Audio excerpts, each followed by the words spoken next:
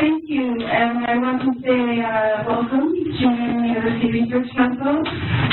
We're the home of Reading and Reach and the Global Reading Max Network, and my name is Jennifer Durst. I joined in March as the project director for Reading and Reach, and I wanted to welcome you today. I wanted to talk a little bit, just to provide a welcome, and then I'll pass it over to our panel to get started. I just wanted to let you know a little bit about the history of this event and how it came together.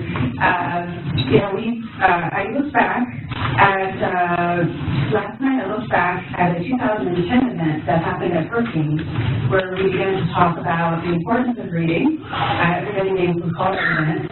We talked about the need to assess student performance. We talked about the lack of focus by teachers on reading, and just to reflect back on just the enormous amount of work that has been done to date with investing in 88 reading programs up to now in 41 countries, and just in 1 year, only 25.7 million children have been reached. And there's a lot of evidence to support the importance of this investment. In terms of reading interventions, I was looking at the cost. Reading interventions in Malawi at $2 per student. Countries at this point are scaling up, including Cambodia, Indonesia, Jordan, Kenya, Liberia, and many countries are showing improvement. But as you will see a couple weeks ago with the release of the Global Development Report, there's still a lot of work to be done. With the tremendous amount of increase in access, we still have a lot of issues with quality. And one of the things they noted is that the shortfalls in learning start very early. And management capacity within education systems is a major hurdle. And there are a lot of technical and political factors that are dividing schools, teachers, and families to focus on learning. I think everybody in our audience here knows the extent of this challenge in terms of working with systems. So not only working with innovations at the classroom level, but being able to scale them up and trying to find a way to do it cost effectively.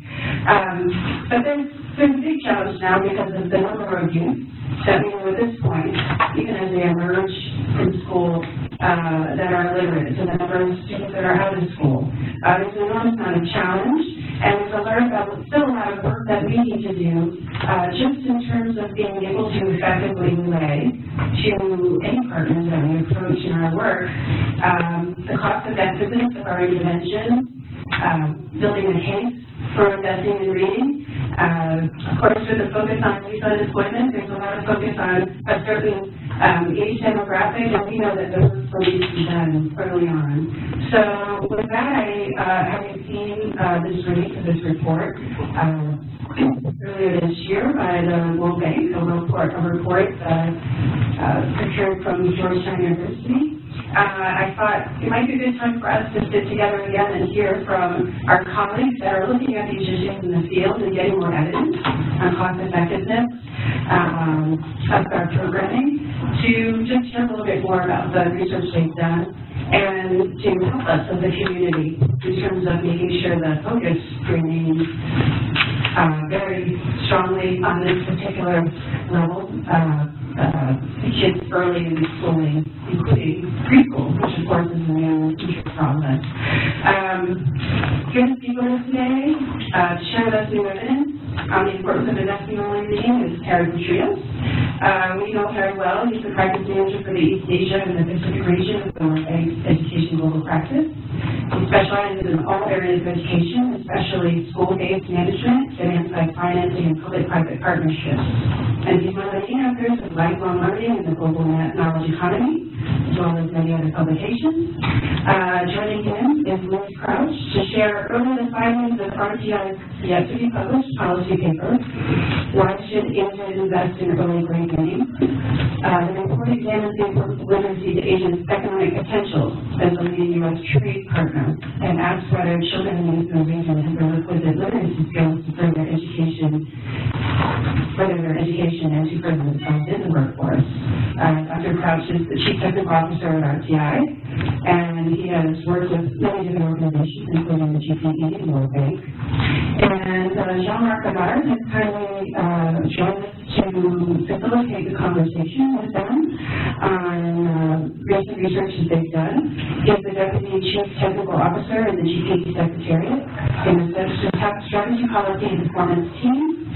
He works in more than 24 countries. He is a specialist in planning, monitoring, and evaluation. He was the main advisor of the Program for Analysis of Education Systems. And he's also served he's worked with various multilateral agencies, UNESCO, UNICEF, World Bank, and he's going to help facilitate this conversation. I'm hoping after this discussion we can ask a lot of questions as a community to help us strengthen our ability to pursue new partnerships to support our work. And I hope you'll come out with a lot of good talking points to share with others. And we are going to share the PowerPoints online and the recording online with you afterwards. I'm going to turn it over to Jean-Marc. Thank you. Good morning, everybody. I would like to start by thanking the organizers to bring us together here. It's very exciting. To share new evidence and hopefully to have a good discussion around this evidence. But let me step back a little bit to put all this in perspective. 2 weeks ago, UIS released the data on learning, and some learning data on learning things look even worse than they were before. So for those of you who didn't see the numbers, according to UIS, we are around 620 million children on youth not learning the basics in school, primary or secondary school. If you look at primary, we're close to 400 million children not learning the minimum, which means that most of them are not able to read. On each time we have better data or more data, better quality data, we see a picture that is getting darker and darker. So I think that's really important for us to have this learning crisis in mind. I think that's not a new story, but with more data we're able to tell the story a little bit better and be aware that there's a lot of focus to be put on learning. So of course we are in an environment with SDG that is now putting emphasis on learning. Which is good. And in GP, we are well placed to see how things are evolving. Because GP is financing at country level grants, but the grants are designed and decided at country level. So we see how things are evolving. On the shift we saw in the last 2 or 3 years, the shift was more learning focused in the grants we finance, and also more focused on early grade learning and reading in particular. So we've been working with the World Bank, USA, and others around this issue in Gambia, Cambodia, Kenya. But as I'm also in charge of quality assurance in GP, I see the pipeline, what is under development right now, and I cannot disclose, but I see this trend going stronger and stronger and faster on early grade reading in particular. It's becoming kind of mainstream in a lot of the grants we support at country level. I think it shows that we are really starting focusing on this issue of early grade learning in general and reading in particular. So I think it's really interesting to be here today with Harry and Luis to discuss a set of evidence, new set of evidence on early grade reading. That's interesting because both economists, so it's always interesting to see economists and well-known economists in the education sector both almost at the same time looking at this question of early grade reading and saying that there may be something quite important here to consider. I should disclose that I'm also an economist. But maybe because with two economists you better the moderator of economists, I won't have that one to see what that's getting for later. I think that's really important to look at this evidence that economists are bringing on an issue that I think is not new at all for educationalists, but they bring additional elements to consider in a broader way around trade, economic growth, stability. This kind of element, I think that's really interesting. So I will start with this presentation, and there's 2 parts of this presentation that are well connected. The one is, of course, you hopefully all know that the World Bank just released the World Development Report that for the first time in history is fully dedicated to education. Previously, some of the reports of course, address education as part of the report, but this report is really about education. So we are happy to have Ari providing us some of the insight from the report that are directly related to our discussion today.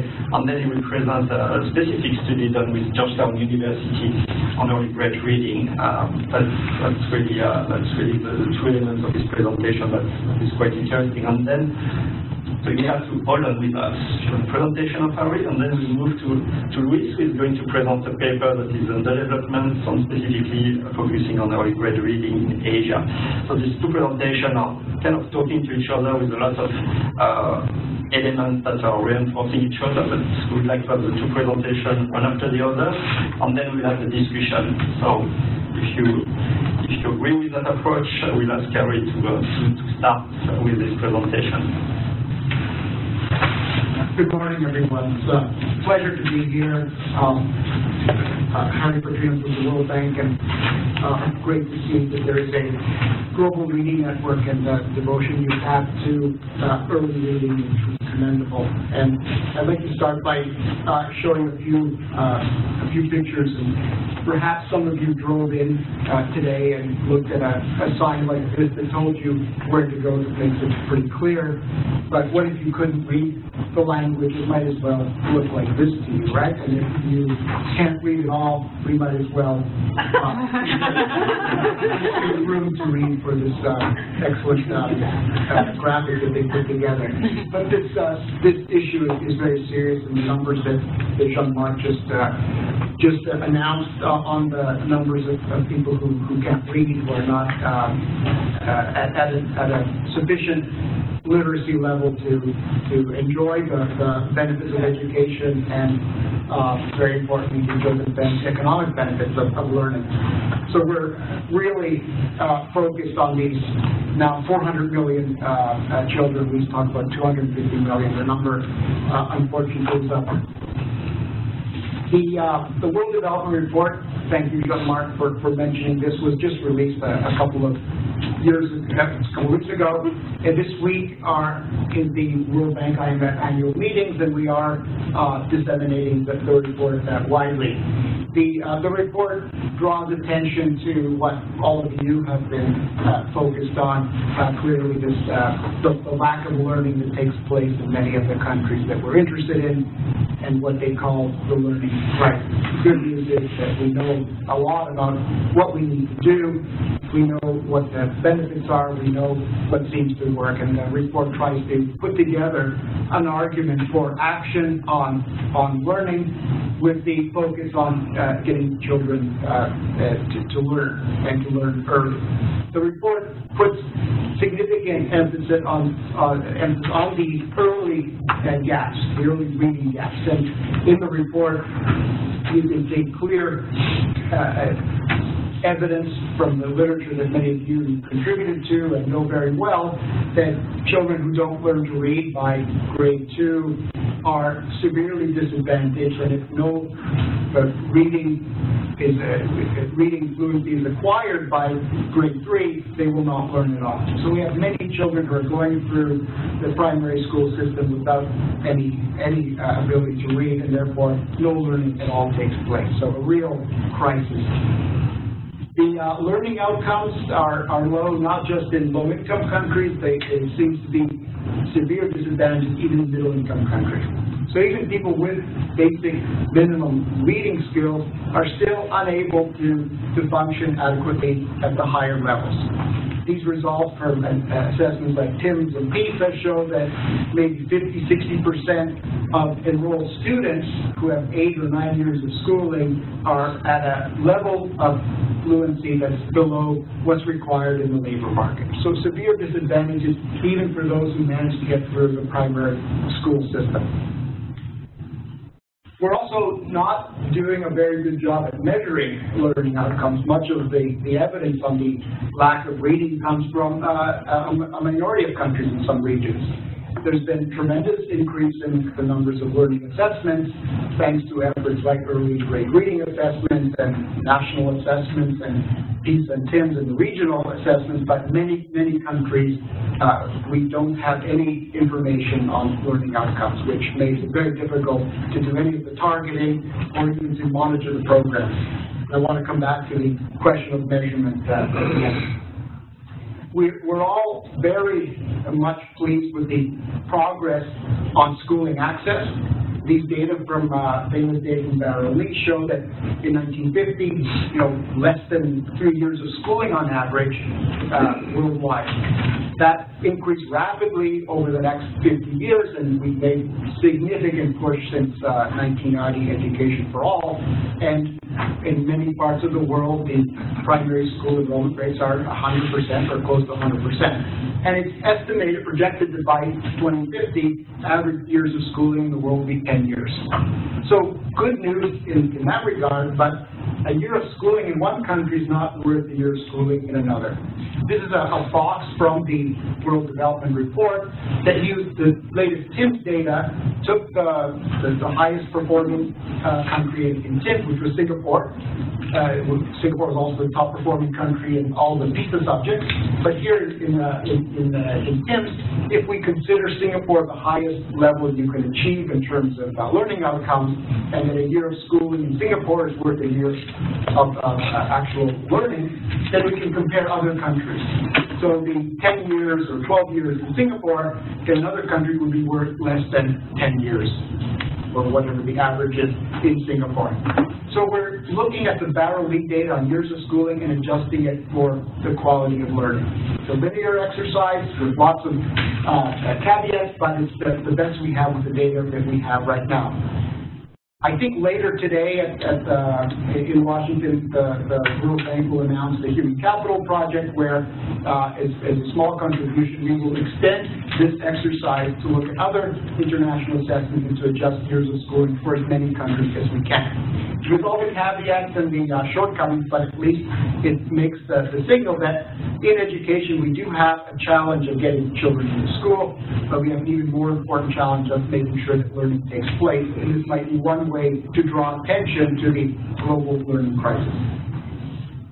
But does all this matter if people are in school, if they're not learning? And it turns out it matters a lot. And one indicator that we use, Jean-Marc already said, we're economists, so let's just stick to one of the benefits of education, which is the ability to earn a living. Every year of schooling increases earnings on average by about 10%. It's higher in lower income countries. And part of the reason why we get this is because people do value the quality of education, learning that takes place, and we reward people in the workplace. And we get the high premiums to a year of schooling in lower-income countries because of the scarcity of education, just not enough people at the higher levels, but also because the lack of quality puts a premium on those who do have those skills. So we still see a huge incentive for education. The problem in education is that you need more and more years of schooling. It's not enough to tell somebody that returns to secondary are 20% or returns to higher education might even be higher than that.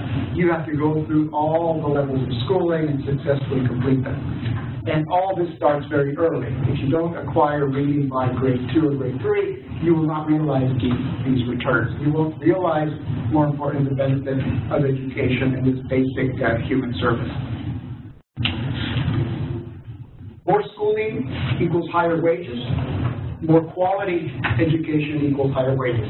And more good news or incentive, the returns to education higher for women everywhere in the world, even in regions where the returns on average are relatively low, like in the Middle East, but for women, the returns to schooling are consistently higher than the returns to schooling for men. So let me talk about the work that we commissioned earlier this year or last year, and two researchers that graduated from Georgetown, but at the time we were at Georgetown, and they're here, Jimmy and Sean, so they can field questions later if I'm able to. But the basic question was, what are we doing on early grade reading at the World Bank, and what more should we do, and what's the evidence base really? And I think the contributions of this report were to summarize the evidence base and to make a case for early reading. What I found particularly useful, and of course you know all of these things, is that successful reading programs have these characteristics. They have some combination of these characteristics. And they all call them different things. They have different ways of packaging them. They all provide basic teaching guidelines to teachers in order to teach early reading. That one is common in all the successful programs. And they all have one or other of these different elements. But the basic one is providing teachers with the knowledge to teach early reading. My interpretation as a layman or economist on this is that we prepare teachers through the teachers' colleges to teach to the average student, the new student, the expectation being they're at grade level. But the students aren't at grade level, so we are preparing teachers for these early reading programs to be able to teach basic literacy. And when we do that, the programs are successful. Here's a compilation of the different programs. The greenish blocks are where the program takes place, the pinkish ones where they don't. And in this selection of early reading programs from Africa, Middle East, and Pacific, the teaching, preparing the teachers is a common element in all of them. And then the other programs have different elements of those different characteristics. They all need something else besides the training of teachers, but they do it in different ways. This is just one element of the research they did. The other one, very importantly, to summarize the evidence base. So they carefully selected those studies that had a rigorous evaluation component where we could actually attribute the reading program to the results that we see. So all the programs, the other common element I forgot to mention is the actual measurement of reading to begin with. We have to know where people are before the intervention takes place, and that is something I want to come back to again at the end. But here are the effect sizes. And they nicely even explained how to interpret these effect sizes. So we're getting huge effects in some countries of over 0.8 standard deviations, which is unheard of in education research. And these are programs that are doing it at the most important level of education. 0.4 of a standard deviation is more or less a year's worth of learning, which is huge. There's a huge benefit that we're getting from these programs. Just to put it into context, many of the programs that get a lot of attention in the research maybe get 0.2, 0.3 standard deviations. 0.4 and above are huge effects. Some might say, well, if you're going from zero literacy to some literacy, isn't that easy? Yes, but why aren't we doing more of these would be my response. And even in these programs where the effect sizes are huge, they're still significant and still say they are worth it, and most of these programs are single-year evaluations. This is what we can do in 1 year with a population of students who can't read. Even in these programs, we see other benefits. They might not give full reading fluency, but they do pick up the elements that contribute to eventual fluency in reading. So we're seeing benefits in all the programs, even the ones that seem to have lower effect size on oral reading fluency. This is one of my favorite charts in the report on the case of Malawi. Here's an evaluation of an early reading program where at the baseline there's almost no reading at all, almost 100% zero reading. In 2 years, the intervention reduced the rate of illiteracy by a huge number. and those without a program, unfortunately, no reading progress at all. So we're talking about education systems that aren't providing any value added, and a simple early reading program in Malawi produces these great results. 44 percentage points, huge benefit. What does all this cost? We have a selection of studies with their unit cost levels, the cost per student in US dollars. They range quite a bit. Those programs that are small pilots have obviously high unit costs.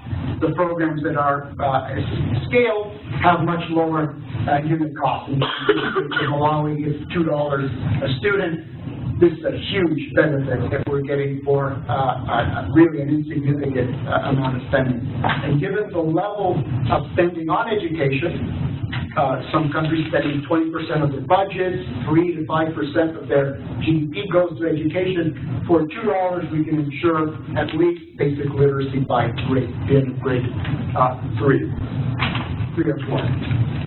Another important element I wanted to relate to is the coming technological revolution, the coming automation. And one of the early findings in the research on this is that there will be a lot of displacement of workers. In the U.S., it's estimated that 47% of jobs are subject to automation. So potentially those jobs may disappear, those workers will lose their jobs. We replicated that analysis to Vietnam, and what we found is that a higher number in middle-income countries that we studied will have the same level of automation. So the key stage of growth miracle, which prepares people for industrialization, are precisely those jobs that are more prone to automation. But who loses out the most are those with the lowest levels of learning levels. We use the STEP survey the World Bank does in Vietnam and the PX survey for other countries to look at these benefits. And these are quite linear for high-income countries and for low-middle-income countries like Vietnam. Those with much higher scores are less prone to losing their jobs in the coming automation. So the benefits of early reading and the quality of education, which is its logical outcome, will not only give higher earnings to people, but will protect them in the coming automation that is a coming reality for many. So learning benefits are going to extend not only to the working life, but in the technological revolution as well. The other point I wanted to leave you with, which is I think also one of the underlying messages of the WDR, is that none of this is fate. We can change education outcomes. It all depends on good education policy. And I think Vietnam is a good example of how policy can help propel education outcomes. Nothing in Vietnam's characteristics would predict the scores they get on PISA. They are one of the poorest countries that participates in PISA, and they perform at levels above many OECD countries. And they've maintained this over the last 2 rounds of PISA. What is it about the Vietnam education system that produces these results? Causal longitudinal studies have shown that every year of schooling in Vietnam produces about 28 standard deviations in learning. All you need to know about that is it's twice what we see in other comparable. So learning starts early, and getting these results isn't something that is limited to a few countries. Vietnam can do it at its level of economic development. Other countries can do it. We know what the elements are. You know what the elements are. I wanted to close with this graphic from Cambodia, a country that doesn't get a lot of attention in education, but from very disadvantaged origins, they have used the early reading assessments, which were pilots. They extended these with their own resources. They now built a national assessment system, and they're seeing results that are going beyond the pilot area. So we're seeing the country's levels of literacy increase significantly, and they are going to be the next entrance into the PISA. They're going to do PISA for development in the next round. So tremendous progress in Vietnam, which is already considered an education superpower, but also in low-income countries like Cambodia. With these early reading measurements and interventions can make a difference. messages I want to leave you with, which were actually the messages that Sean and Jimmy gave us, were to focus on early detection of the reading gaps. So for the countries where we have this information, we can design programs, we can target. For many countries, we don't have the assessments. We don't have assessments, we don't have standardized assessments. And that, as Jean-Marc says, we're already into the SDGs, and one of the SDGs is to measure learning outcomes. We need an early reading measurement that would allow us to both monitor progress on the SDGs, but also give the policymakers and the teachers the information they need to attack the problem of low reading fluency and to design interventions that will work in their countries. And secondly, we need to focus our investments on basic education and especially early reading outcomes. All of the other things that we want to see in education, completion of primary, secondary, university, depend on people getting through primary schooling and coming out of the primary school with the ability to read at least by grade 3. If we don't do that, we will not reach the other benefits. Thank you.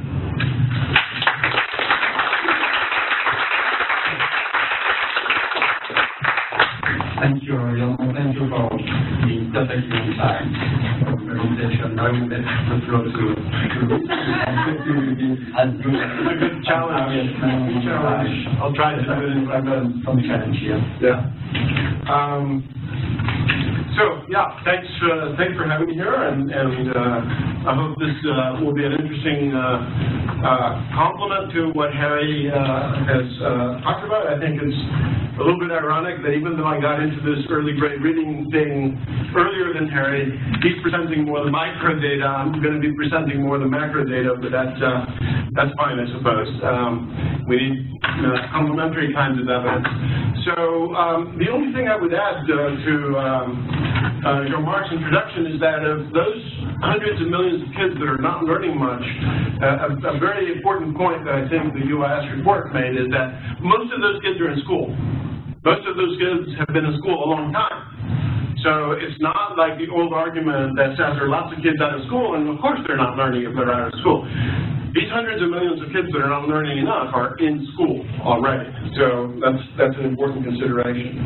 So I'm going to be summarizing a bit a report recently prepared by RTI on the issue of reading in Asia and what it can contribute to economic progress.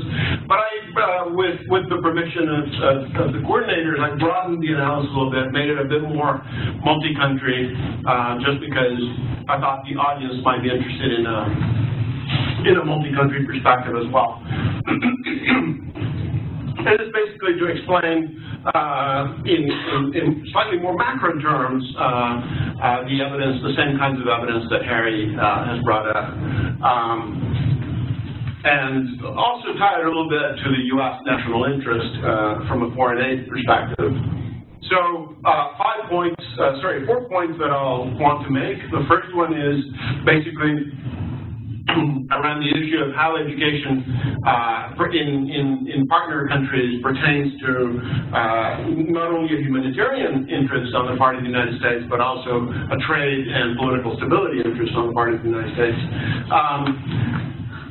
Talk a little bit about the channels whereby all this works, because it might seem kind of magical. Talk a little bit about whether it's causal or not, and emphasize the point that Harry already made very well, using slightly different and kind of a little bit more macro evidence, why we want to do it early. Why it's not just about education as a whole, but the importance of early.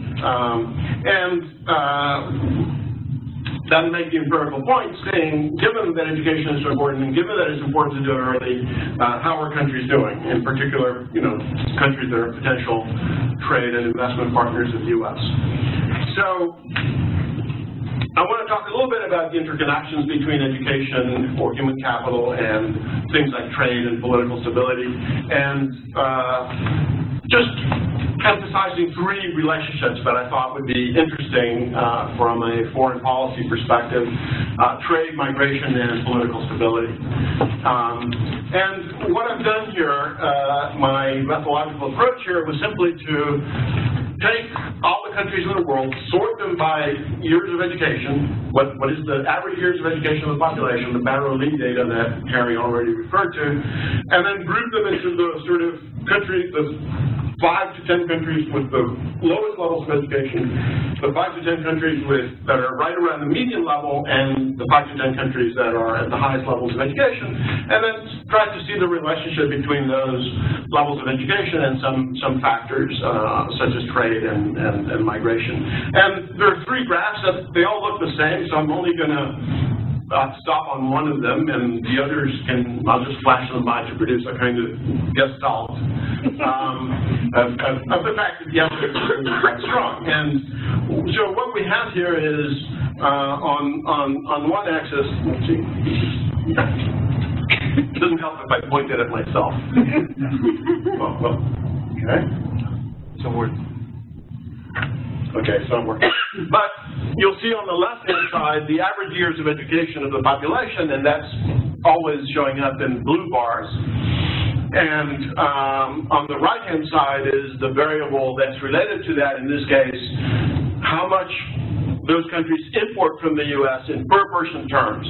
And what you can see is that in the thank you, Jean-Marc. So you can see that in the sort of least educated countries, like, and those are exemplified by Niger, Mozambique, Mali, Senegal, very low levels of education. Level of imports from the U.S. is $7 per person per year. Middle-income countries such as Thailand, Uruguay, Bolivia, and Peru, much more years of education and about $400 per person per year of imports. And obviously in the kind of traditional countries that are already good trading partners of the U.S., such as Ireland, Korea, and the UK, very high levels of education, very high levels of trade. And the other graphs look essentially the same. Blue bars are education. Exemplary countries from those three groups are listed on the horizontal axis. In this case, it's the degree to which immigration from those countries is already highly skilled, and then in terms of political stability in the countries and therefore the kind of geopolitical threat presented by political instability, you'll see again that the levels of education in blue and the response or the related improvement in political stability are in the red bars. And going to effect sizes, I thought it might be interesting to also do a little bit of research or share how strong are these effects. What you see is a range here from around 0.4 to around 1. And if you recall Harry's comments, but also the benchmarks that I listed there, in social science typically, in fact, if 0.5 is considered medium, I think this is a little bit demanding. I think 0.5 is already pretty large, as Harry said, but I'm going with the conventional wisdom here of saying 0.5 is being very large as 1.2, and we'll see that the relationship between education and these factors is quite robust, quite strong. The range is 0.5 to 1, let's say. But, the question might arise, this is kind of magic. How does this happen? Why is this? Why do we get this kind of relationship? Is it causal? And, in my view, kind of the logic of it, you saw some of it in Harry's presentation, is that education makes you richer because it makes you more productive. You're more able to do more sophisticated tasks on the factory floor or at the office or at the shop. And richer people tend to be better trade partners. They buy more stuff from other countries. Their tastes become more varied. It's not just that they have higher income, but their tastes become varied. And also countries with more education tend to send more educated people to other skilled countries, disproportionately so. You get very few uneducated Germans migrating to the U.S., for instance. And typically, so highly educated countries disproportionately send highly skilled migrants, which is what, in some ways, is the kind of migrants that you need to drive high-tech growth. And then educated people honestly tend to be more conservative because they have more to conserve. And they also tend to be better at demanding political accountability from their leaders. So typically, educated countries will have more accountable governments in general. Of course, these are generalizations. There are exceptions. And so the returns to education makes you richer. I won't stop on this because it's the same slide that Harry had, basically showing about 10% per year extra income per year of education, more for women and so on. And just in case there are, skeptics in the room that say, well, these are just correlations, is it causal? How do we know that this really happens? I think the way I would put it is that not all of it is causal, but I would say that much of it is largely causal. That's sort of the conservative, cautious side of the talking. Some of it is correlational. Obviously, you can't do a randomized controlled trial for something as complex as societal impact of education. But you can do some. I mean, there have been some experiments that give some people one year of education than others in a randomized way. And also, you can take advantage of natural randomization. For example, twin studies. If two identical twins, one got more education than the other, then it's likely the education, and that person has higher income, it's likely that it was the education that led to higher income because the genetic endowment of the two is the same. So there have been quite rigorous attempts to look at this. And then lastly, in all this, education is all of a whole with political stability and with trade, and these things are always contributing to each other and causing each other in a mutual causation way that is really kind of hard to disentangle with, say, a randomized controlled trial. But the more we look at these things, the more from various different points of view, the more convinced we are that that they're there and that they're important, but they're hard to research for pure causality because while you can tell a story, for example, that education leads to more skilled labor and more productive labor and therefore more income, it's also true that it goes backward. More educated people are able to demand and afford more education, so you get a feedback loop. And anytime you have a feedback loop, it gets difficult to do sort of causal research because, well, for obvious reasons. But it also leads to a population that is more skilled in demanding accountability, and so it feeds back into education from the quality side as well. And more educated people are able to demand more accountability from their governments, which typically creates a better investment climate, leads to more physical investment, and we know from a lot of research that the two main things that make the country productive are physical plant and skilled labor. And so these two things work with each other, work synergistically, and therefore tend to be hard to measure in a simple-minded way, but are definitely real. And there are the demographic effects as well. And I'm highlighting here just a few of the effects that we know from research. More educated, more skilled people tend to mean more skilled birth attendants. More skilled birth attendants tends to lower the infant mortality rate. You're lowering the infant mortality rate, and then people have less desired family size because they're not trying to have a lot of kids to compensate for the ones that die. And so you get smaller family sizes, which makes education more affordable and increases demand for education. And then increased incomes and increased education leads to a variety of tastes and increased demand for trade and imports. So these things are real. They're a little hard to disentangle causally. I mean, in the sense that you can't look at this and then conduct a randomized control trial at the social level to disentangle this kind of stuff. But I'm convinced that it's really not. There's literature on it. So then I want to talk about why early And why start with the basic proficiencies? And again, mostly using macro data. And I'll skip over a couple of these slides, or I'll go fairly quickly because Harry has already covered them. But note that in the previous slides that I used, we're talking about years of education. And as Harry noted, years of education, you have to look at quality, not just years, but also why early. And it's not just the total years, or the point is that in order to get the total years, you need to start somewhere. Education is extremely path dependent. That's the point, to echo Harry's point. What happens early either makes possible or precludes what happens later. You can't go to high school unless you know how to read. Well, ideally. I mean, in some countries it seems like you can, but in general. And that's because knowledge builds on knowledge. And for that reason, there are what we call Matthew effects. I'll bring one up quickly. And we also know from cost-effectiveness research that fixing a problem by grade 4 or 5 is a lot more expensive than preventing it to begin with by having proper instruction in grades 1 or 2.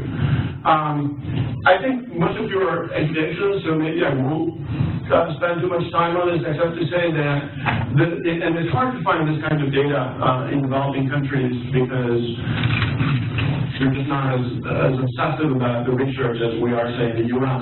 But these are the paths of children, in green, paths of children that are sort of on the track to success, and in red, the path of children that are not. And you see that without intervention, there is this big divergence, and so, this path is set pretty early. This is year 1, month by month measurement, and the path is set fairly early. So it pays to subvert that path, or at least make the red ones try to come up to the green ones. Otherwise, I don't want to say their fate is sealed, but they're not likely to do as well as again, Harry said. But a very interesting study from Senegal showing what are the factors that predict completion of primary school. And you can see there are really only 2 factors that are of major importance. One is household wealth, and we would expect that. But the most important one is how long they did in 2nd grade. So how long they did in 2nd grade is the strongest predictor of whether they'll complete primary or not. So just adding to the evidence. And these effects take place in other languages. Non-Western languages haven't been researched that much. But it's certainly not just a feature of English, the complexity of English orthography. And I think there's some kind of interesting evidence from demonstration projects or pilot projects, the kind of projects that Harry was talking about and that the Georgetown people studied, which is looking at comparing India and Vietnam and the impact of one particular NGO's intervention. And I just find it really interesting from a kind of Matthew effect point of view that this NGO, even though it has some of the most effective interventions around, wasn't able to have an impact in Vietnam because they're already doing so well. There's just not much more that you could do. And so Vietnam is a country where there probably is not that much of an active fact. India, on the other hand, this NGO was able to have a big impact. But notice that in spite of their impact, the schools where they're working are still performing not as well as even the control or comparison schools in Vietnam. So, we don't have too much direct evidence of natural effects in developing countries, but we have this kind of indirect evidence that those natural effects are there and that they are correctable. And again, Harry showed some of that evidence. And then one really important point that I want to make before trying to go to my last 4 or 5 slides, I'm paying attention to the clock, Jean-Marc. I might go over by 1 or 2 minutes, is evidence on the fact that the countries that make the most progress on things like TIMS and PISA do so by addressing the bottom of their pyramid, the bottom of their learning distribution. So what I'm going to do here is show you a kind of movie bringing up countries in rank order of their scores. So I'm going to bring up first the countries that score the least on TIMS, all the way up to the countries that score the most on TIMS. And what you see is that the country that scores the least has something like 70% of their kids at the bottom level. And as you progress and as the average increases, what you see is this vast decrease in the percentage of kids at the bottom level, and a modest, at first, a modest increase in the kids at the highest level. So we don't know the history of Vietnam very in detail, but my guess is that over time, this is what Vietnam did. It sort of attacked the fact that there would be kids that are not learning at all. And you can see that kind of, you create this kind of cognitive middle class here by reducing these numbers here a lot, and eventually, when you thoroughly address that, then countries like Singapore and Korea are overturned. They're kind of now beginning to produce that bulge over on the other side. But the biggest thing that they do at first is reducing that level. So then the question arises if our kids in countries, potential partner countries of the U.S., not Canada and the Assemblies and the UK, those are already the real partners, but, poorer countries that could become better partners, how are they doing? And we know, don't want to spend too much time on this graph because Harry already covered it, that some of the faster growing segments of these economies are the ones where reading comprehension is most important. So we have the ratings of the importance of reading comprehension from one study matched with another study that shows which are the sectors of those economies that are going to grow the fastest, and you can see a correlation there. And yes, and so we know the importance of this, and I'm going to take 1 minute or two, Jean-Marc, because I don't know if you've ever seen me show this graphic, but I think it's quite dramatic, and if you guys want to kind of understand what this is all about in a deep way, there's no better way than to make you suffer for 1 minute. So, go.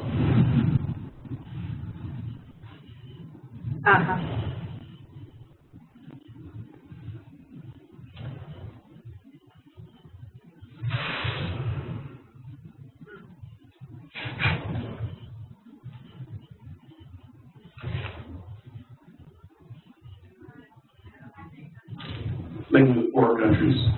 This is real. And the kids in the left-hand graph are the kids that in Harry's terms aren't going to make it to the end of the primary or certainly not to high school.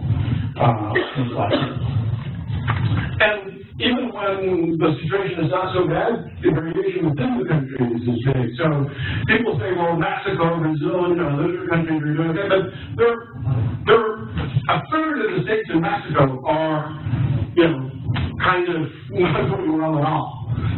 So there's huge range. Indonesia, on average, not too bad, but huge regional variations. So we need to pay attention to that. So what are some of the policy implications? And I'll just be 1 minute late, more. Investment in early literacy is key to educational development, because in order to get those years of education, you need to make it past the first home. Educational development aligns with key foreign policy aims of the U.S., political stability, trade growth. But for many countries, their ability to partner to be meaningful partners of the U.S. is highly limited because of the lack of education, and in particular because of the lack of foundational skills, because without those foundational skills, you can't make it to the higher levels. I think it's fair to say, and maybe the Georgetown people could confirm or deny what I'm about to say, is that the U.S. as a country with a bilateral development agency in USAID, probably of all the international agencies, has the most grand level experience on how this can be done. So a lot of those projects that Harry put up before showing those big impacts, I would guess 2/3 of them, at least, maybe 3/4, are USAID funded projects. There's kind of an accumulating lore of knowledge on how you do this, and I think it'd be really good to potentiate that. And yet, literacy has not been achieved. So it's important, we know how to do it, we haven't quite done it yet. It's sort of time to invest and do it right. Thanks. Thank you.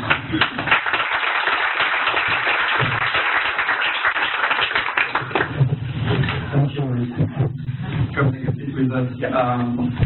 So it's time to discuss.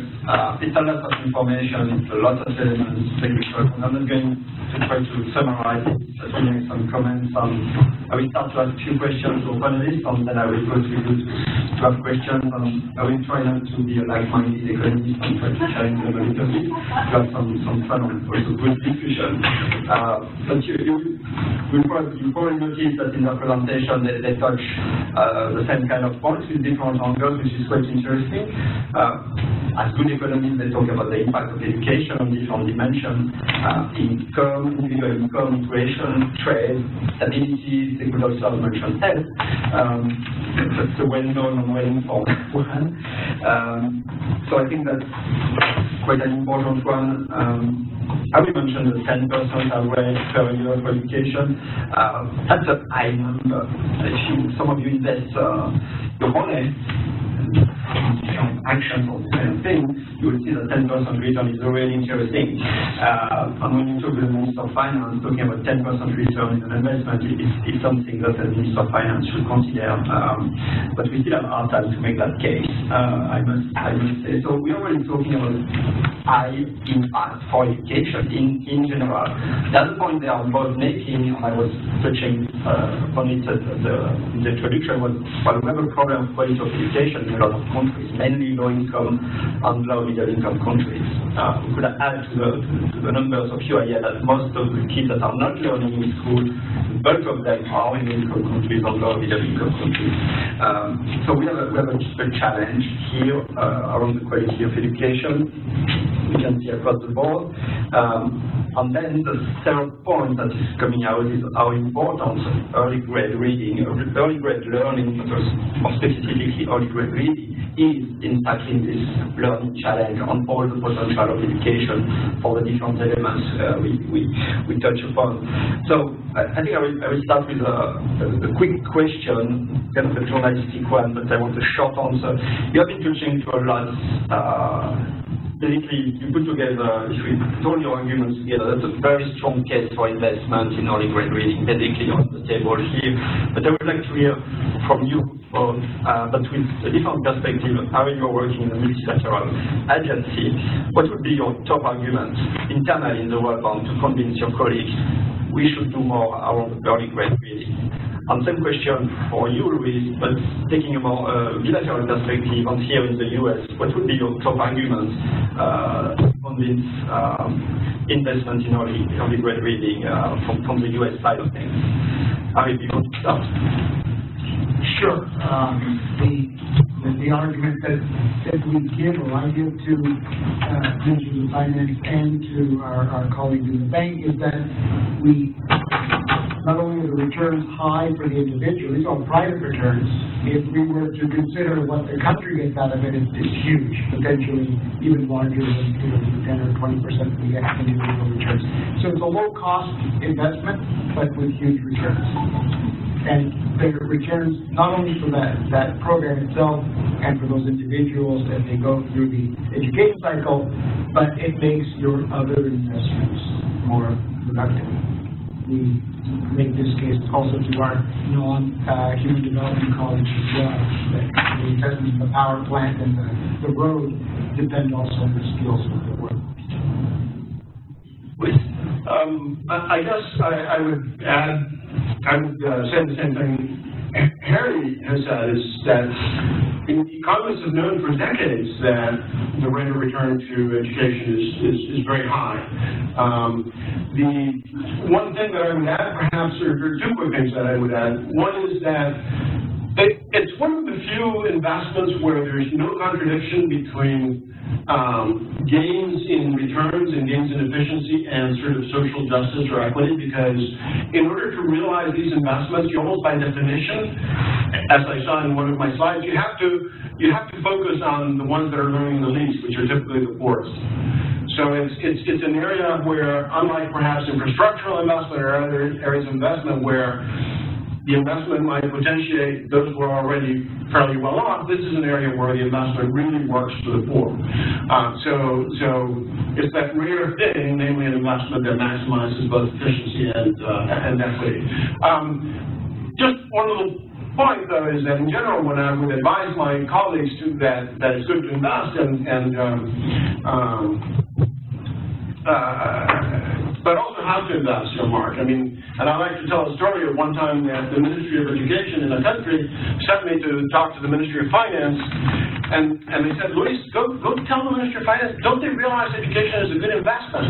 And tell them that they need to spend, and I did that. I was only about 32, so I was probably naive at the time, and the Ministry of Finance says to me, the Minister of Finance says to me, but Luis, I wouldn't know that. I know education is a good investment. I just don't trust those guys in the Ministry of Education as investment managers. So when I tell USAID or the bank, yes, let's invest in education, but also let's invest at least some of that money in making sure that we know how to manage the sector through measurement, through better support to the teachers, through accountability. We haven't talked enough about accountability, but accountability systems. So, you know, if you get trained and you don't use the training because there's no accountability, then, you know, the training is kind of wasted. So, yeah, sorry, that was a longer response than you wanted, but... That's fine, and it's a nice transition with my second question, which is around the how, because I think that's already an important one. I've been in the same kind of discussion, I'm sure I will too, with Minister of Finance. I was advocating for education, and Minister of Finance look at all the money we are putting in the education sector right now, and look at the results that John yourself showing us in terms of learning in particular. So it's always something that is coming by Minister of Finance, look at these kind of things. And we are putting a lot of money, but we don't get out much of that money.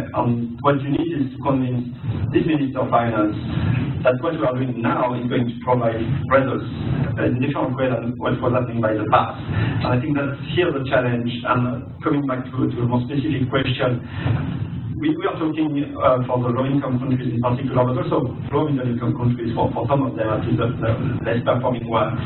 We are talking about systems that are not working well, and some part of the system not working at all. So the question here, and I know the WGR is really focusing on system issue, on there's indicators, and service delivery indicators showing that there's not enough teaching time.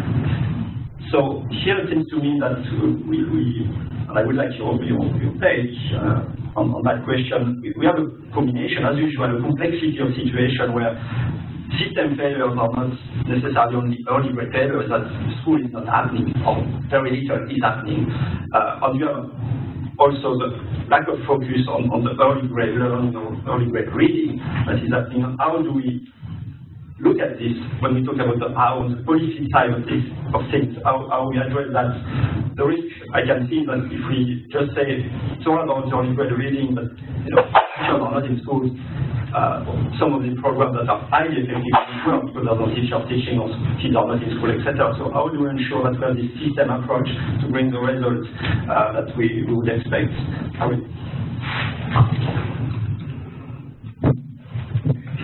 Thanks, Jean-Marc. That is the big question. And just a couple of days ago, we had the Minister of Finance from Indonesia come, and in her public address mentioned the point that Indonesia invests 20% by constitution of its budget on education. We asked him why isn't she seeing the results that were expected. And I think part of the problem in education is that we equate spending with investment, and there's most of the resources that go to education are domestic resources, public resources from the country itself. So moving the needle on that requires getting into that system directly.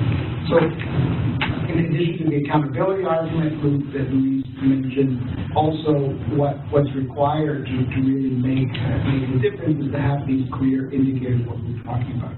And I think we bundle the benefits of education a bit too much and make it difficult to equate. So some people hear investment in education, they think of spending more, or they hear paying for inputs. And the typical Minister of Education in a low-income country has way too many responsibilities compared to the higher income countries where the Minister of Education is in charge of providing vision and making sure that things happen.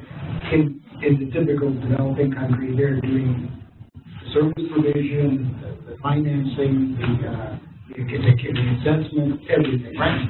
So we have too many responsibilities to the Minister of Education and not enough support because they don't have the resource or capacity to deliver on all these. But simplifying these things is a big step forward. And many of us are happy and a bit, anxious on these indicators for the SDGs, which will be translated into national goals. So if we don't know what the problem is, very difficult to get any movement on it. We need to know exactly how many children are in school not reading, where they are, so we can actually design the programs. I think these proposals that seem to be emerging towards an early reading indicator will be very useful. If they're too late in the cycle, it'd be very difficult to use them to actually make movement. We're already into the SDGs and we don't yet have that early measurement. It's critical. And then making sure that the programs that we have, what can we do at the margin? Our projects are, whatever we invest in a particular project is a fraction of what the country is spending. So if we don't have those measurements in place and supporting these national programs, we won't see the results. So the early measurement and the targeting of the resources to those outcomes, I think, is critical. Yeah, I would just only add to that focusing on what Joe DiStefano, a colleague at RTI, and Ben Piper, another colleague, and myself have been calling the bare bones functional systems that you need in order to achieve some of these things. And we noted that, Dr. Harry, that there are sort of three components or three systemic issues or components that we see as bare bones. The first one is, can the country agree on a numerical target and a measurement? So, we want to agree on some way to measure and some benchmarks around how do we get there. And then have the systems of support that came out in that slide from the Georgetown study with 5 or 6 components. Being able to monitor those is key because those are the components that move the needle on the agreed upon results. So having the ability to monitor, but then the ability to also demand accountability and provide support through those bare bones aspects. I would say those would be the key issues that I would highlight. Thank you. I think it's time to go to the audience now. And, I will ask people a question and keep your question short, that we can have several questions. I will take a first round of 3 or 4 questions. Let's see.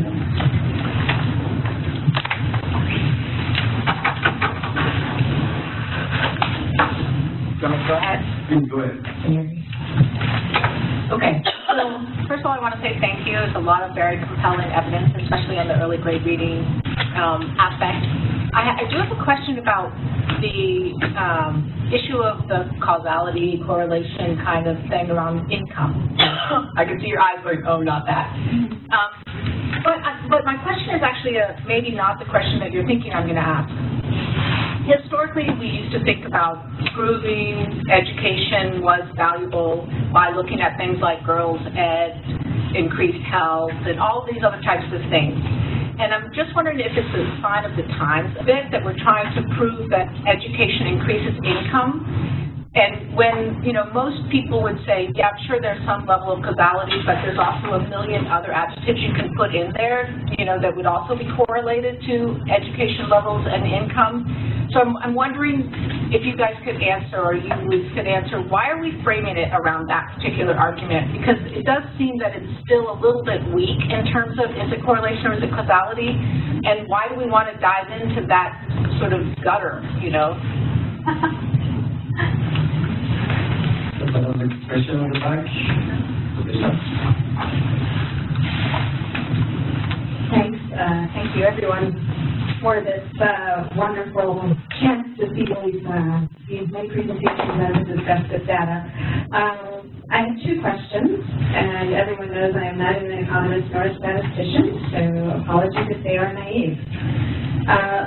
For your movie, which I thought was among, the many excellent things we saw this morning, and to create the movie that I watched, one question I think we're still trying to answer, another panelist please chip in, is, right, I understand, I need to invest, and I need to invest in that left-hand side of things in the early years so that I get my curves to do what I'm seeing them do. How much do I need to invest? If I'm that Minister of Finance, what is the actual number, the per child number, or the per class number, or the per X number that it costs? And perhaps we have that answer, but I don't have it, so I'd love it if I could get it from you. And then the other question, which is simpler, is I was struck by a data point that we, I think, don't often use enough, and I can't really think now why, which was it costs 4 times as much to fix something as to get it right first. I just don't see us leveraging the power of that. That's an incredibly powerful statement. What is it based on? Where is it grounded? And why aren't we using it more? So maybe we can start with this question. Please, you want to start? Yeah, sure. To the first point, no, this stuff is not new, and these kinds of concerns. The father of economics, Adam Smith. Most economists don't actually read Adam Smith. I actually took the time in my first, in the summer break in my first year at grad school to actually read The Wealth of Nations, and it's there. It's 250 years old, but these arguments are all there. And the arguments for, not only for the benefits of education, but also the earliest and strongest arguments for why education, or at least certain components of education, or at least the financing of education, in case Harry takes me to task, is a public good. Maybe not necessarily the delivery. You can deliver it through private mechanisms quite often, but the funding of it has a strong component. So those are arguments that are 250 years old, and in more modern times, Paul Schultz was making these arguments 50 years ago, using modern statistics. Adam Smith, sorry? Ted, yes. I think Paul actually too, but anyway. The current generation of these arguments is, maybe 50 or so years ago. They were writing in the 60s, 70s.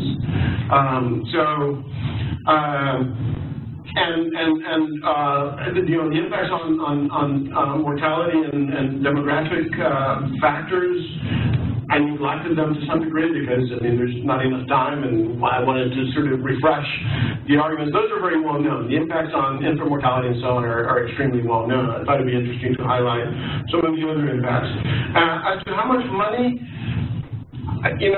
that's a hairy debate, and I would say it's more a matter of how well you invest it than how much you invest.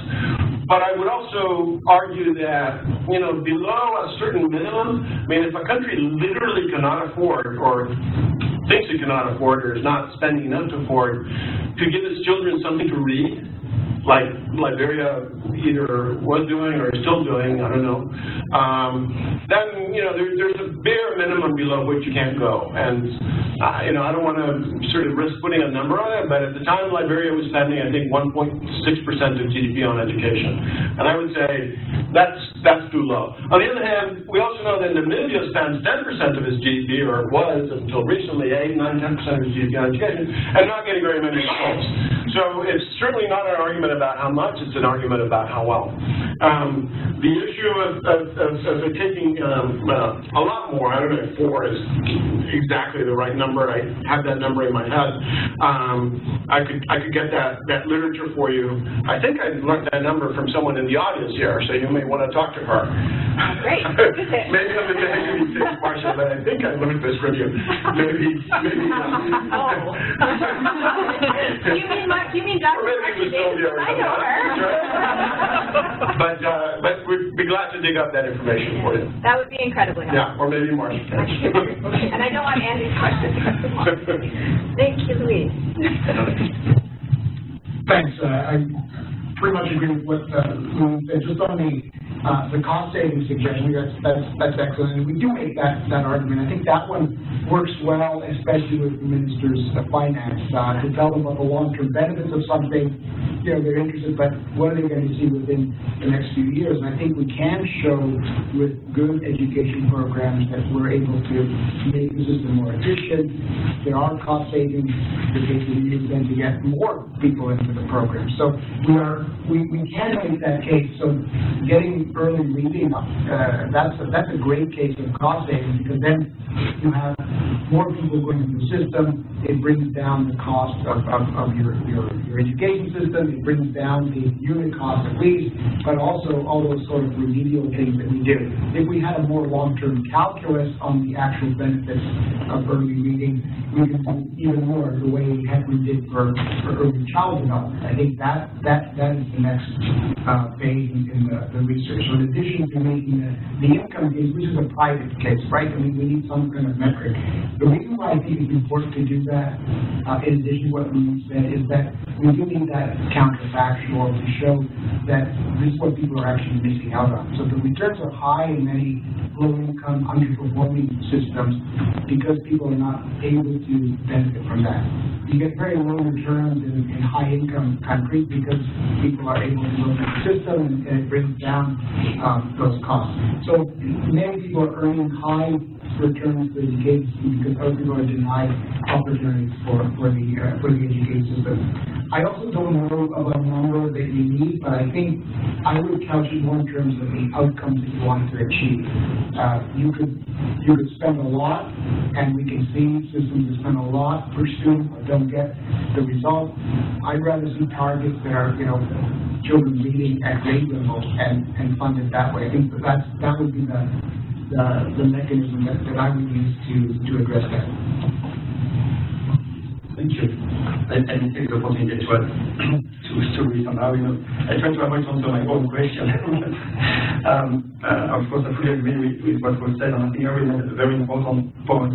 One challenge we have in education, for the Ministry of Finance, is all investments take years to see results, and that's a very difficult one. Even when you say it's 10, 12, 15% return rate, which is really high, it will take 10, 15, 20 years to see these returns fully there, and that's not easy to convince a minister or politician in general to wait that time to see the return on investment. And the strong case in early reading is that you don't need to wait that long to see the results, or at least have an idea of the results that will bring the progress. So I think that's a very important point. I would not agree with what was said also on income. The link between income and education is something that I've been through when I was a graduate student. It's really an old story with economics and education. So that's not new at all. So other set of questions. Yes, I'm sorry. Andy, is your question answered? No, it's fine. Don't worry. I don't know if there was an answer, so it doesn't really matter. Because I didn't one. That's the one. Well, no, it's fine. Let's not get too distracted by it. Do you want to ask it another way? No. Good. Unless somebody else wants to reframe it in a way. No, everyone's looking at me. So, well, I mean, it's the point that there's a particular political reason why we may be asking that question now, and is it providing any additional insights that we didn't already have, and that is caught up in a bigger, more complicated picture that is maybe as articulable to people who are looking for answers on why we should invest in education? That could be. I mean, it could be that it's political. It could be that it's just simply not as compelling as some of the other things that we're talking about, and so I'm wondering why we're framing it that way, if there is an important element to it, or if we're on to something that we need to fill in some blanks. But I don't want it to distract from this larger conversation. Well, just from our perspective, I think it's critical for us in the World Bank to make that argument, because we are trying to convince ministers of finance to shift spending towards education and in this case early years. And I think the income argument does make sense. And along with the fact that basic education is also a human service, it's 20% of the budget, it's human grant, et cetera, it does help to make that case that you're not only denying rights, I'm getting it, you're also denying people a basic earnings, right? So even if the causality argument couldn't be made, the fact is people are being paid based on their level of education. So if somebody's hiring people, the thing you see on the advert is level of education. So even if it was purely screening and there's evidence that it isn't, even if it was, it's still important. I would still tell someone, you know, even if it wasn't causal, get more education because you won't even get in through the door. So it's already part of the calculus. You can say it's a private benefit, but since we're talking about early education, it's still, you know, part of a public service and it's part of a human right. So it still helps in that regard. So I do see the point. I don't think it's the only thing, but unfortunately it's all that we have so far. If we had the calculus that Heckman used for early child development, then we could make a more you know, complete story on the returns and actually have the social returns. I think that the elements are there, just that no one has yet followed up that cohort. Maybe Louise will follow up one of these cohorts that went through these early reading programs, and then we can see all the benefits of having that early reading assessment, just like we did under the ECT. Thank you. Let's move to the other questions. And we can have a follow-up discussion on causality. I love that topic, but that's a difficult one. I wanted to just follow up on Rebecca's question, just frame a little differently. When did you talk a little bit more about Vietnam and lessons learned from a country that is of lower income? And I don't know the history of literacy rates in Vietnam and whether Vietnam is an example of a country that went from a much lower literacy rate to a much higher literacy rate in a relatively short period of time. And if so, what are those lessons? I once heard from the Ministry of Education in the Kingdom of Saudi Arabia speak about the example from Saudi Arabia, which had gone from a 90% illiteracy rate to a 90% literacy rate. Now, they clearly had a lot of money after oil was discovered and it enabled it.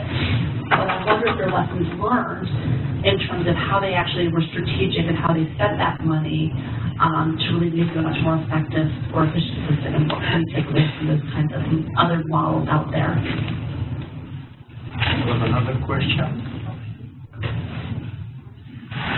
I have a question about threshold that defines reading sufficiently enough so that all the addition there's no longer a need for this huge influx of additional resources.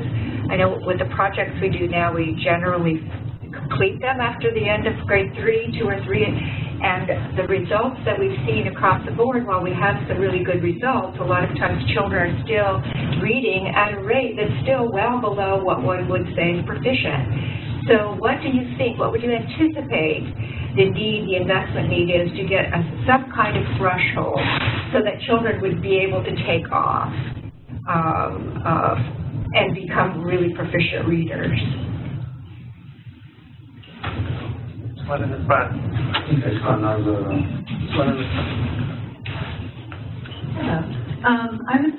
touched on the systems approach and how important that was to achieve results.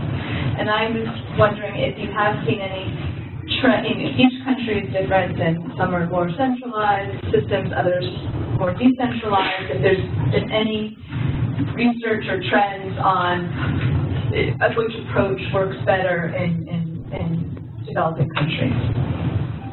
The last one here. Or which system?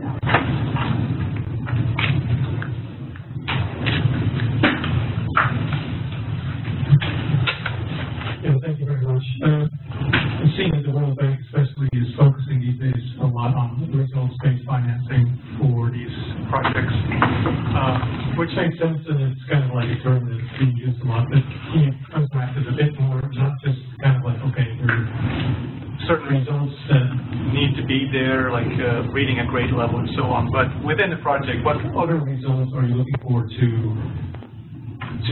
regarding the financing basically that is the project? Thank you.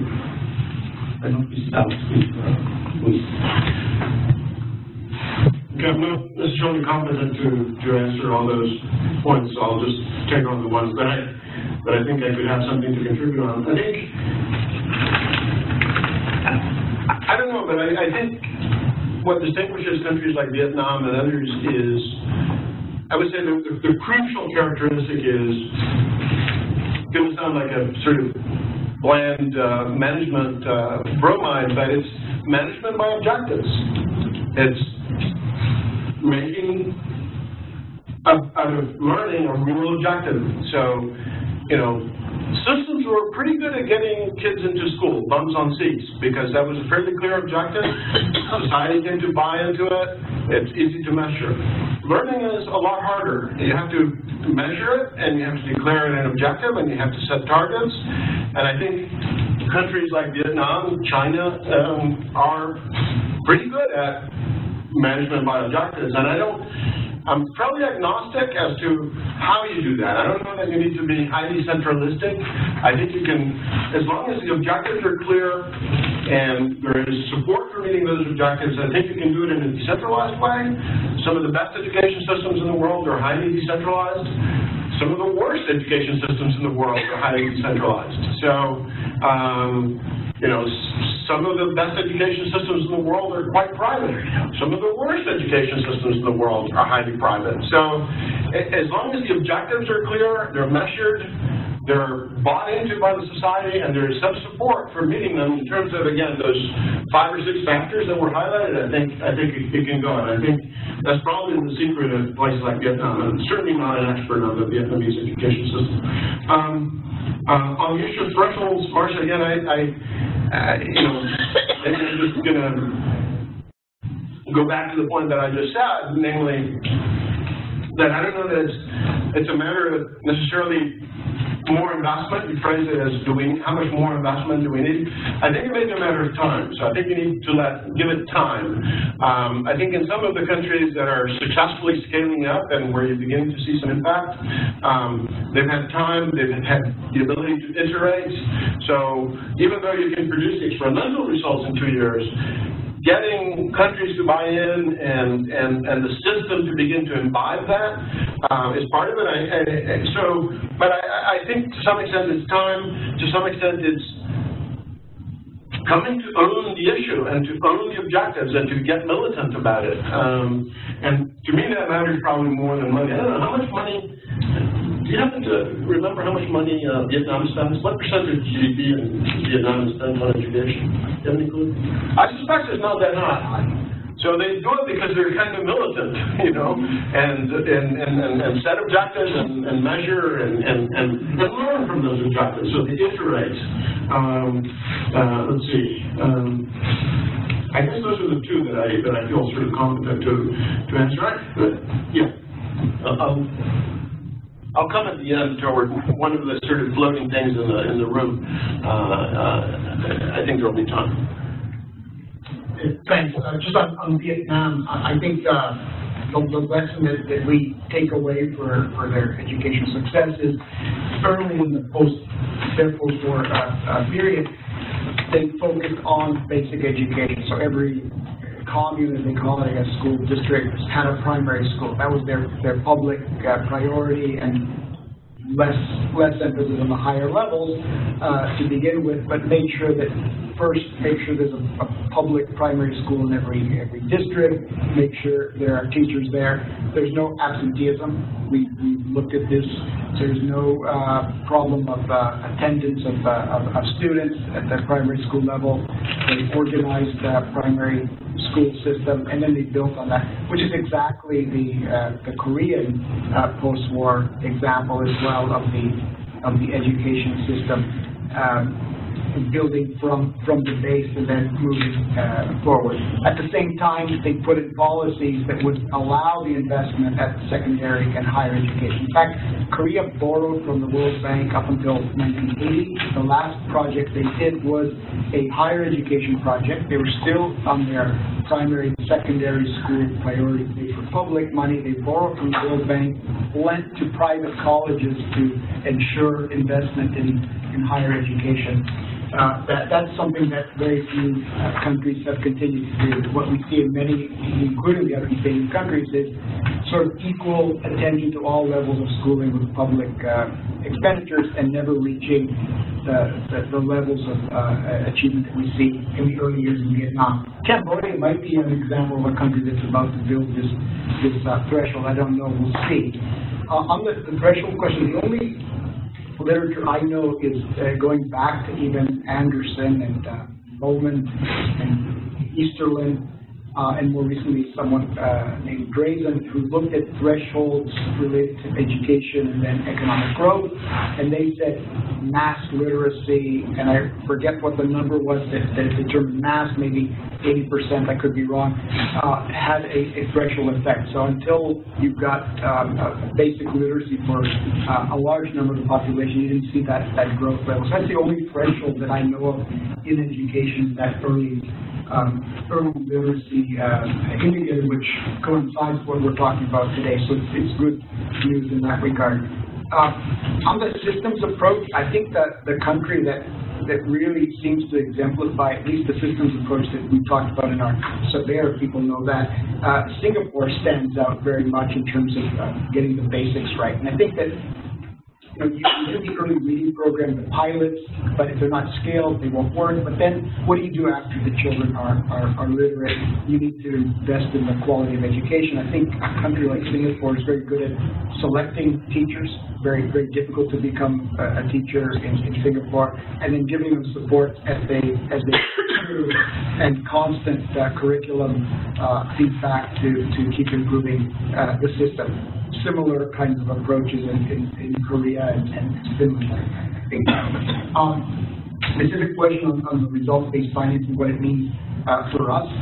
As you might know, we have committed to increasing the share of our education programs that are results-based, and that could be in the instruments that we have that are actual that disperse against the achievement of certain outputs or outcomes, but also in the regular investments to have components that are linking our disbursement to results. Typical World Bank project reimburses on what's spent in the project. The difference with the results-based is that we're not funding inputs, we're funding the outputs, and then of course the governments are using that to fund their national programs.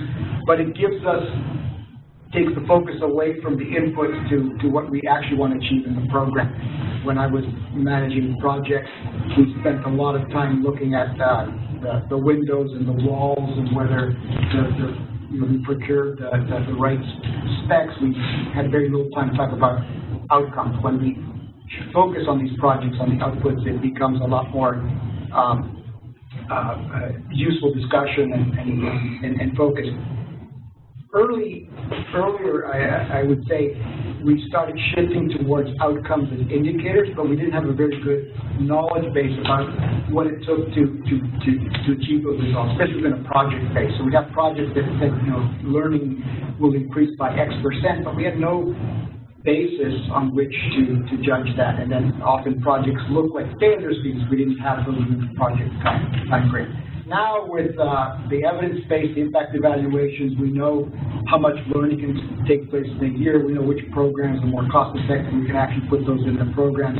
And we're starting to see again now more emphasis on actual learning outcomes with control groups, with baseline and line surveys. And that's I think, a very positive feature. Difficult to do, but it's a very positive feature of our projects. They also allow us to work in national systems and avoid the project units that was characteristic of the old-style project. Can I ask quickly as to whether an interest in the relationship between education and issues such as political stability, is that something particularly new or particularly in fashion in very recent times? I would say really no. I mean, economists of education have been looking at the relationship of education to things like political participation, political accountability, political stability for years. Probably, one of the canonical references and perhaps the most careful compilation of what are all, really kind of an encyclopedic analysis of all the impacts of education across social sectors as diverse as, whether people litter, whether people, comply with their drug regimes when they're under medication, and just massive sort of compilation was a book by a professor of education economics at the University of Illinois called Walt McMahon. This book, I think, already dates back to about 2000, maybe 2005 or something like that, where, like I said, there's this kind of encyclopedic listing of all the cross-sectoral impacts. You could say that a lot of what we've talked about here is new evidence because it's recent data, there's a lot more data around now, but in some ways it's not evidence about something that is new. So it's new evidence, but not necessarily evidence about something that is new because, like I said, Adam Smith was writing about this 250 years ago. Walt McMahon was writing about it.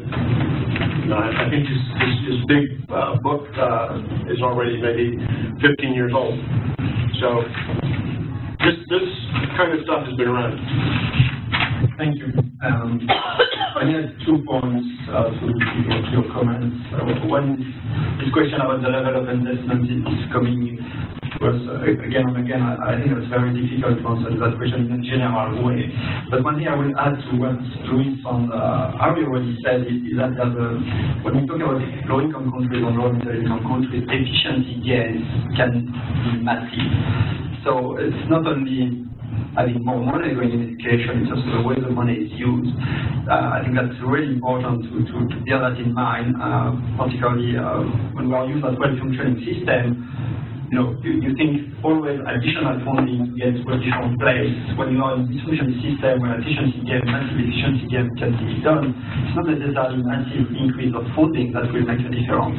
So I think that's really important to bear that in mind when we look at domestic financing in particular. That's not the same thing when we did in the World Bank of GP to invest, of course. And to come back on the results-based financing, because GP is also implementing a results-based financing with a specific component on learning outcomes.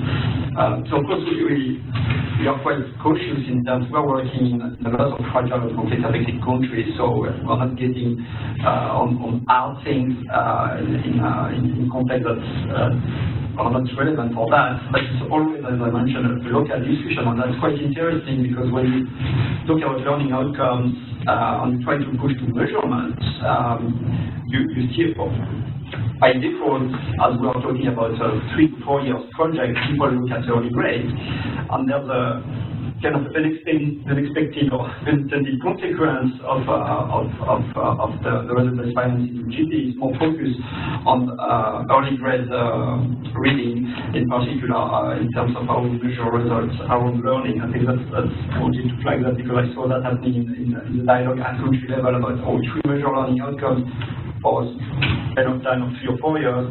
We better look at grade 2 or grade 3. So that's something we see happening, and it's quite interesting. I think we're about getting out of time. Should I take other question, or should I ask our panelists to conclude? Are there any burning questions? Yeah, can we do one more round? Sure.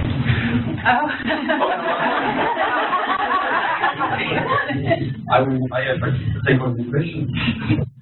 Good question. 2 burning questions. There was one here. To be fair, one at the back.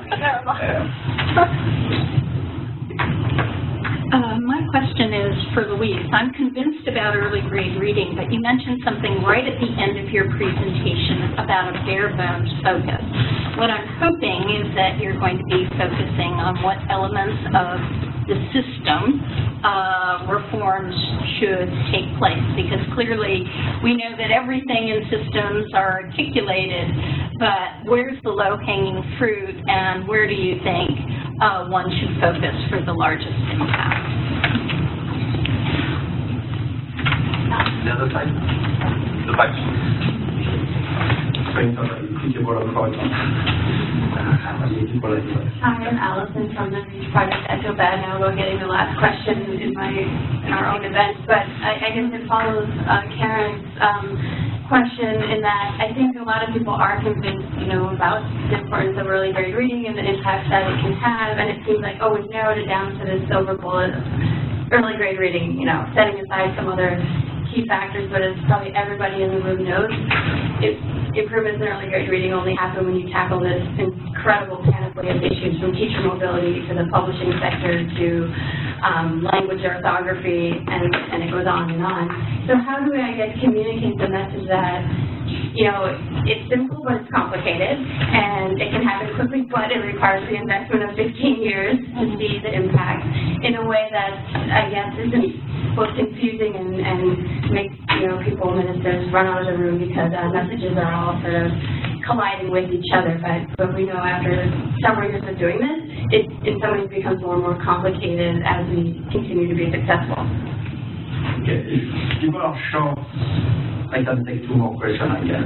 Yeah. So one here, one Thank you. We have the EGMA and the EGRA and the PISA and TIMS, and we're measuring lots of things in education really well. But we've also recently been talking about, you know, skills versus higher order thinking and social emotional learning, and even some of the topics. I'm sorry I didn't catch your name, but the lady who just asked was talking about sort of how our money is used, and how you know, which aspects of education systems are not performing well. And I'm wondering, are we, Dr. Louise mentioned that the objectives need to be clear and they need to be measured. Are we able to measure the things that we need to measure? And where are we doing that well, and where do we need to learn? Thank you. Last question here.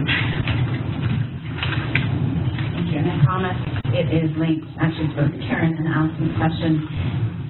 Back to the variability in systems issues and the complexity.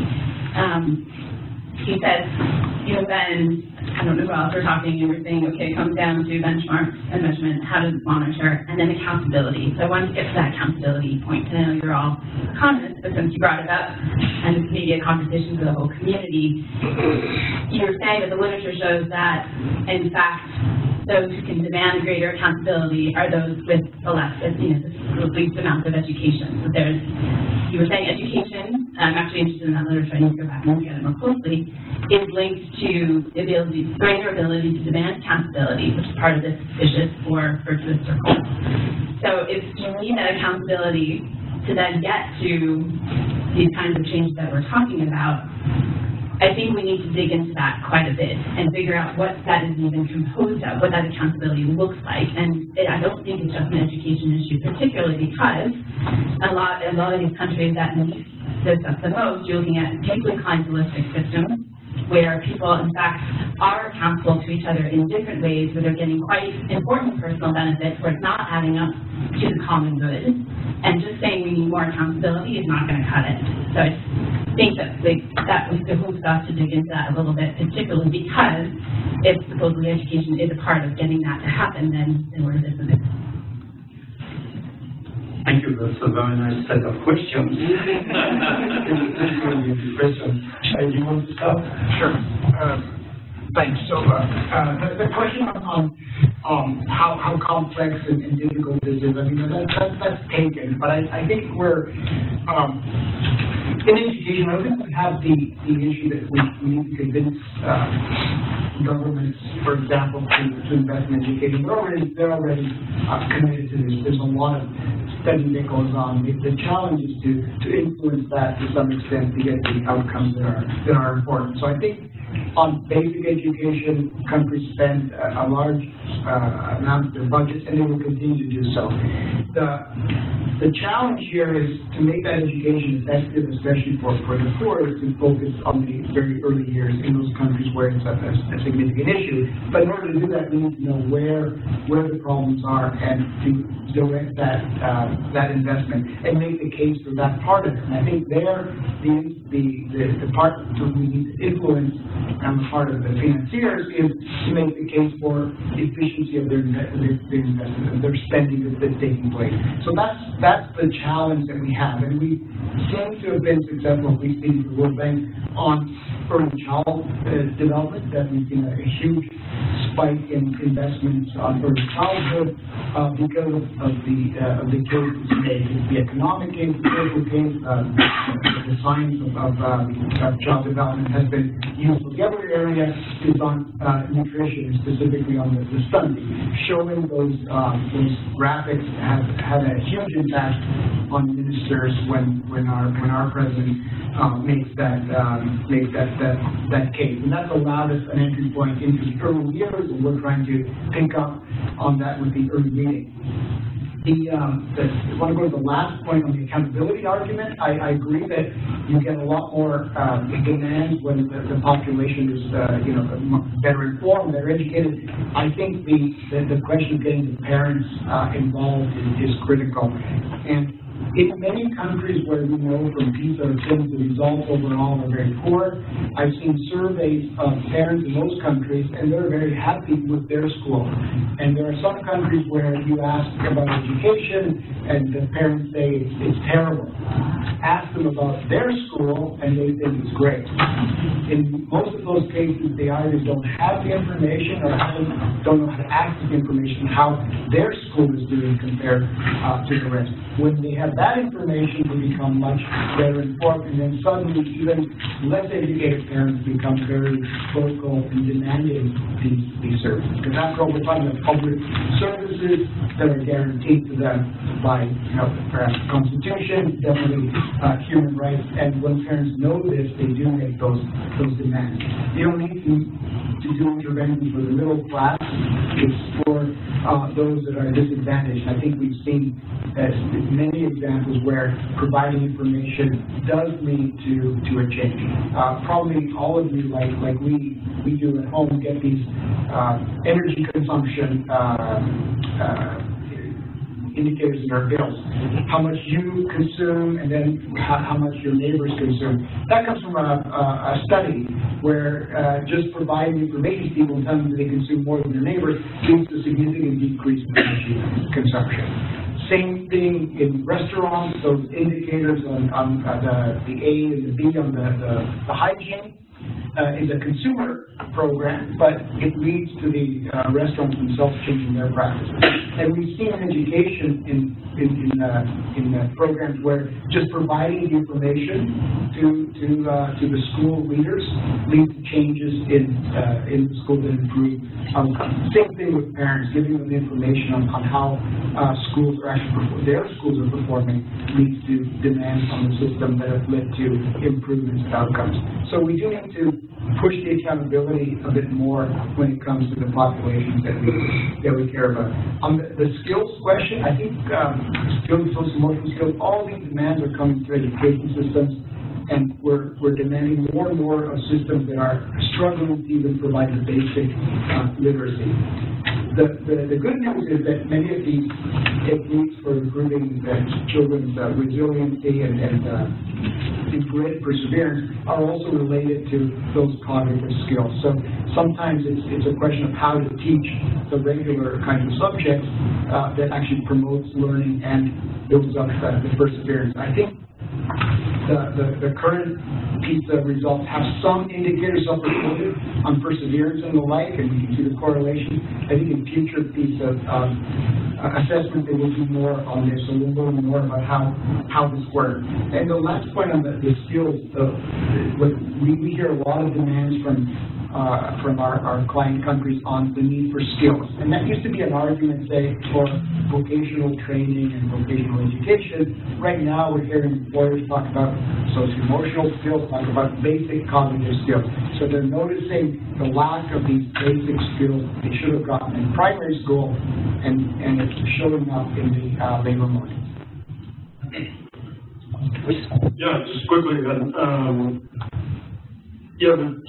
There's a paper by Joseph Sufferman and myself.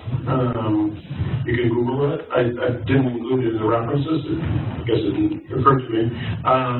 By Joseph Sufferman and myself under the RISE program, R-I-S-E program, spelled British way because it's a British program. You can look it up, and it's got some discussion there about what we call the bare bones that are a good place for any system to start with. I think, and we touched upon accountability there, and yes, it's a complicated issue. So, you can just say accountability and think that's going to fix things automatically, but no, it's more subtle, and there are, at least 3 or 4 layers or types of accountability that societies use, communitarian and professional and bureaucratic and market. One area that's often forgotten is that the accountability is typically mutual. Social contracts are two-way things, and frequently we want the teachers to be accountable, but we don't insist that the system be accountable to the teachers. So quite often, for example, teachers are asked for a certain level of performance, but then if you ask the teachers, well, does the system provide you with the tools that you need in order to discharge your performance targets? And the answer is usually no. When you ask most teachers, have you actually been given practical training on how to teach reading? And most teachers will say no. So, there's an accountability of the state to the teachers. There should also be accountability from the teachers to the state and the communities. Just to show you that, yeah, it's complex. We can't just throw around the word accountability as if it were kind of a magic bullet. You need to dig into it. And then on the issue of simplicity and complexity, I think it's a matter of timing, it's a matter of process, because my observation of most systems and skills is that when you're observing something from the outside or when you're new to it, it can seem dauntingly complex. Think of the skills that you need to master simultaneously to ride a bicycle. If you have to actually consciously control all the muscles and all the things that you need to do in order to maintain your balance on a bicycle and pedal, you probably couldn't do it. It's just too complex, all the little muscular motions and so on. But once you pick it up intuitively, then it becomes intuitive and it starts seeming simple, to the point where, we say once you learn how to ride a bicycle, you can never forget it. So I think this issue of simplicity and complexity, I think you need to kind of introduce it in a fairly simple way, get into the first layer of complexity so that people are not overwhelmed. But as you begin to get some results, and as you begin to dig into it, you begin to say, well, maybe we made an improvement in how the textbook was laid out and designed, or we made an improvement in making sure that the lesson plans were a little bit better specified, but maybe they got too specified, and we need to back off of that. So I think you need to get into the complexity gradually, and sort of not, introduce things in a manner that is initially simple, but it has room and scope for the complexity to be built in once people can absorb it. That would be sort of my take on it. Thank you. I would just add, for those who are very interested on the accountability issue, that the next Global Education Monitoring report is dedicated to this accountability theme. We will be launched, I guess, in the next 2 weeks. So keep an eye on that one, because it's an important topic for the community. So I think we are over time. Organizers don't look very, very worried about that, but I think it's time for us to close. So I would like to thank Ari on Zoom for a very rich discussion, and also you for a lot of thoughtful and sometimes provocative questions. So thank you very much, everybody.